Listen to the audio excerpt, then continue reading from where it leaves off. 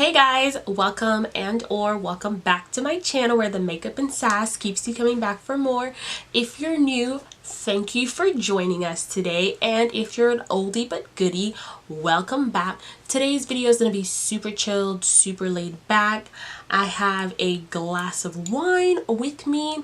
This is some pink Moscato. If you're of the age, grab yourself a glass as well so we can all have fun.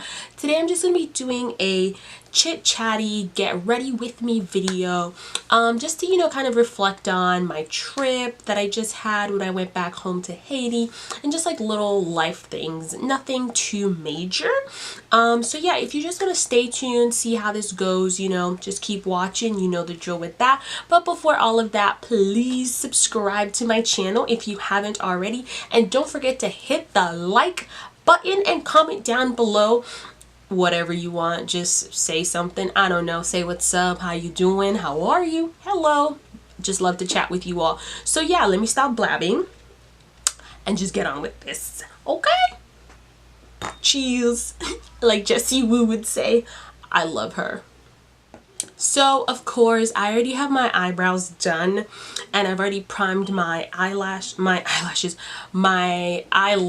and I won't really be saying which products I'm using because this is a chit chatty get ready with me, so I'm going to be chatting about other things and not these products, but all of them will be listed down below in the description bar. I always list them, I never fail to do that, so just go ahead and check that out if you want to know which products I'm using. So let's just get into it. By now I'm sure you guys have seen my vlog. If you haven't, I'm going to put it in a card up here somewhere so you can find it. Last week, really, it seems so surreal that I was just there. I went to my mom's hometown in Haiti, and I really hadn't been there since I was like 2 or 3 years old, to be quite honest. So I didn't remember anything about this place at all, so it was just like brand new to me. Everything was just like so brand spanking new. But I had such a good time. My mom usually goes back around this time of year every year for like the past 4 years. She's been doing this. Like, her and my older sister do this charity thing for the Feast of St. Joseph, where they give out food to the unfortunate people of the town who can't really afford food and whatnot. And it's a whole celebration thing, and it's a really big deal over there. A lot of people come from out of town who are from the town originally and have moved to the US and to Canada, or even to France, to just celebrate and really enjoy your hometown. Because you may see all these things on the news, some orange man may have called Haiti a shithole country, but if that's where you're from, and even if that's not where you're from, when you go back, it's just magical. You have so much fun, you really relax, you enjoy yourself. It's such a laid back, chilled type of environment. There's no stress, it's just chilled out. Everybody's just so nice and friendly and just there for a good time, and you see all your family members that you don't really speak to every single day, and you guys just laugh and joke, and it's just so much fun, which is basically all that we did for the trip. It was just super nice, and I honestly can't even wait to go back next year. I also got my hair done there. I did all of this for 20 American dollars. The girl did my hair for all of this for $20, and it was actually kind of shocking that $20 was overpaying her. And I was like, girl, if you were here you would be making so much money, because it's so nice.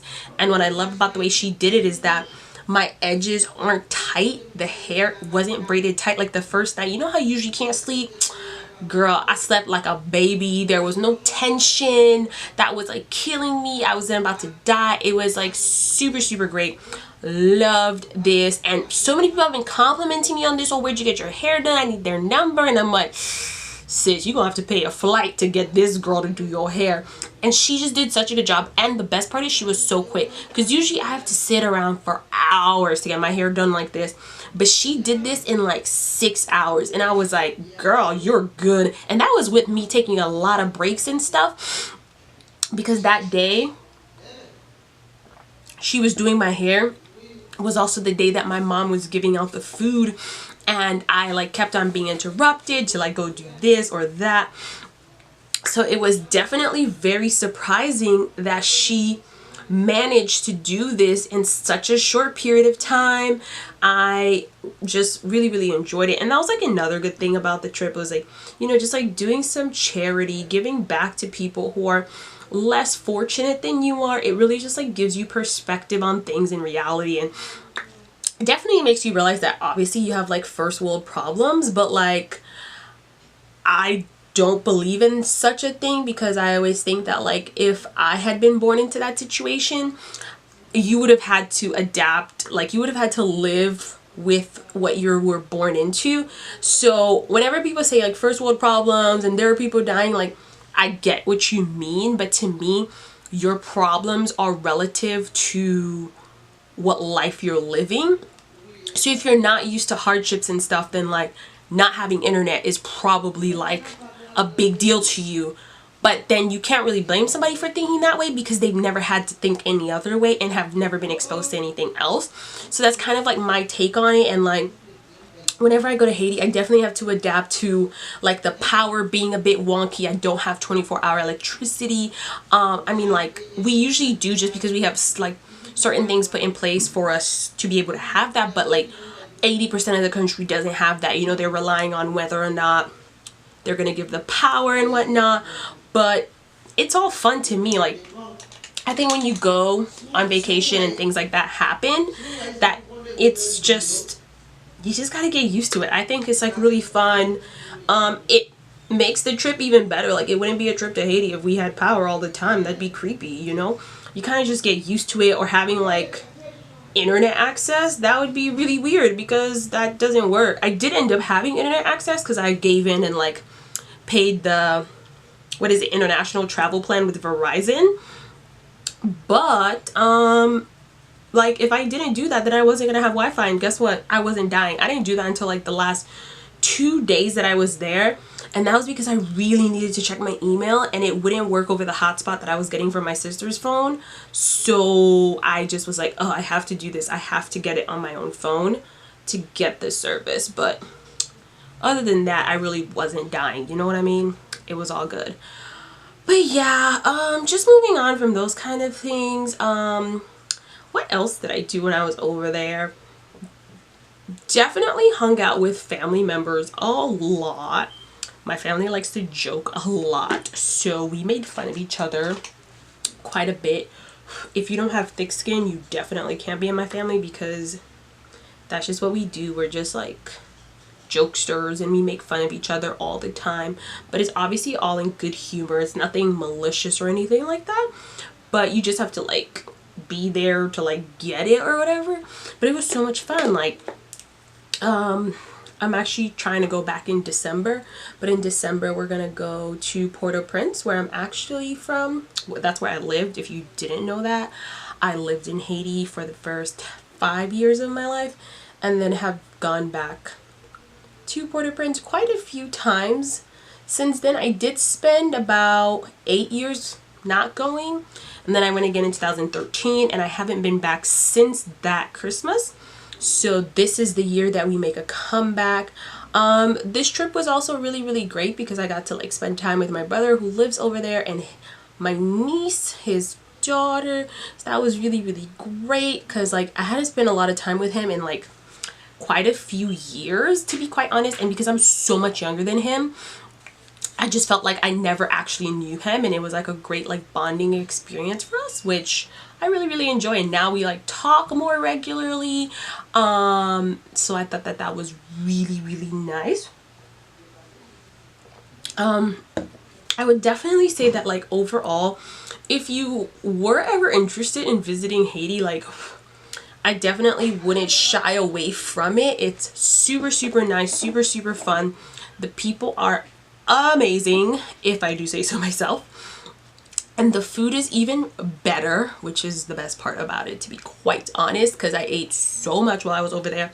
And it's like, the food is like so fresh that you can't even like get over it. Like, how do I even begin to explain this? So basically every single day when we wake up, we are like, oh, what are we gonna eat? Like my mom asks us or whatever, like, what are we gonna eat? Blah, blah, blah, blah, blah, blah, blah, all this stuff. And then we decide on it, and then we send somebody to like, basically, I'm not going to call it a grocery store because it's not. It's like they have an open market out like on one street. It's called the market.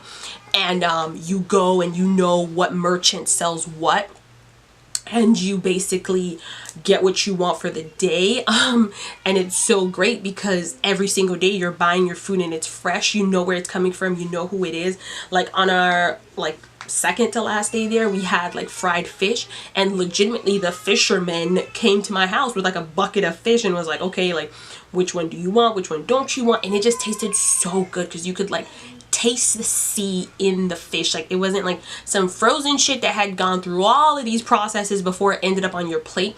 And I definitely think that that's something that America is losing out on in terms of like not knowing where their food come from. I feel like Americans are like, oh, I can't eat fish with like a head on. I don't want to see the eyes. I don't want bones in it. I don't want to see this being killed or that being killed. But it's like, if you're gonna eat meat, where do you think it comes from? Like, don't act like such a baby about it, because that's the way life is. Like, if you're gonna be a meat eater, then you should know where your meat comes from. But that's just my humble opinion. Please don't come for me. I'm just saying, like, I think that that's something that's lost, and that's why we have such a terrible agricultural culture that's basically so bad for the environment here, is because nobody cares about where their food's coming from. And you have somebody mass producing all of this food, which is like not good for the environment and is like super toxic to people. And nobody's like wanting to hear that part. But I definitely think that something was lost when we like industrialized agriculture. You know, like when something's available to you all the time, that's definitely like, to me, like not a good thing. Because there are some days I think we wanted something and then obviously we sent for it and they didn't have it. So guess what? We couldn't have it. We had to have something else. But Americans don't like not having what they want. So there's that. And when I say Americans, I'm also talking about myself, because like if I go to the grocery store and you're like, there's no eggs, I'm gonna be like, what do you mean, Publix? Why is there no eggs? And if Publix has no eggs, obviously I have another option. I can go to like Whole Foods, or I can go to Trader Joe's, I can go all these other places.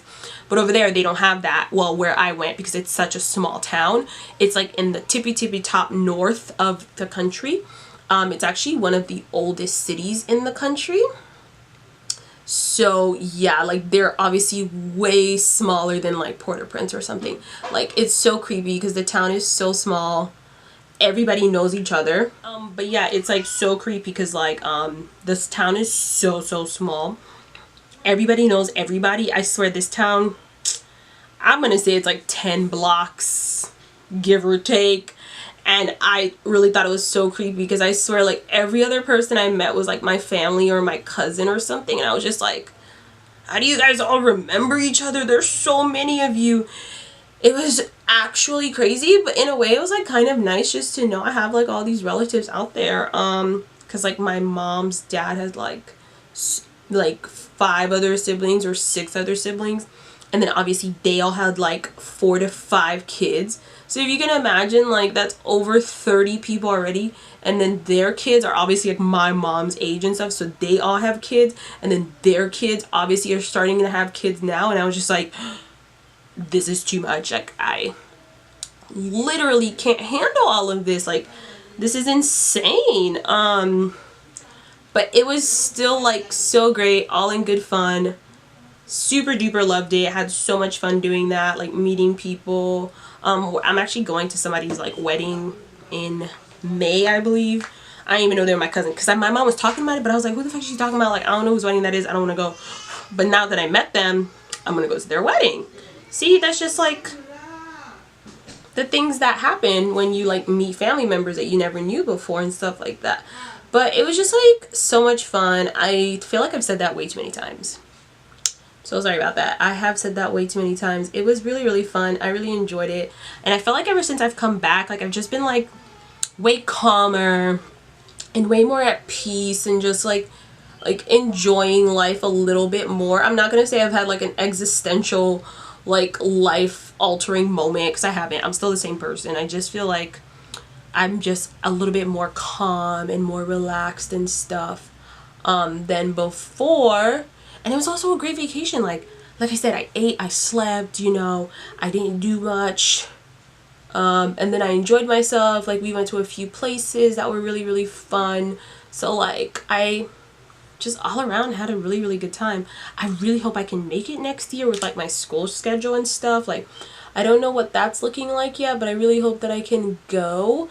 Cause like more of my family from here all want to go now that they've seen like how much fun we've had. Like my cousin in Canada saw my vlog and was like, oh my god, I wish we went, like I want to go next year, all this stuff. So next year it's gonna be even bigger and better. Ugh, guys, I thought I was recording this whole time and that wasn't. I already did my foundation and stuff, but like I said, all the products I use will be listed down below. I'm just contouring right now. But yeah, I can't even remember, where was I? I don't know. All I know is I really like to travel. And when I do, I usually always have a pretty good time.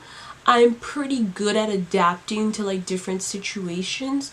So even if like I have been to, I did study abroad in Kenya, and that was very, very different for me as well, because not only like obviously like I've lived in Haiti, like I know how to survive and stuff in that kind of environment. It was more or less different because it was like a different language and a different culture. Like yeah, they were Africans and were descendant of Africans, but it was still different from what like I was used to, which was a bit of a shock.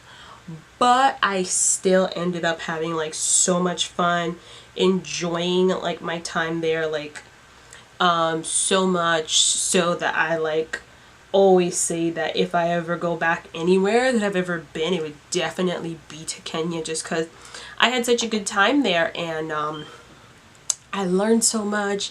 I like the people I went on my trip with, and that's enough. Yeah, just like some more things about my trip.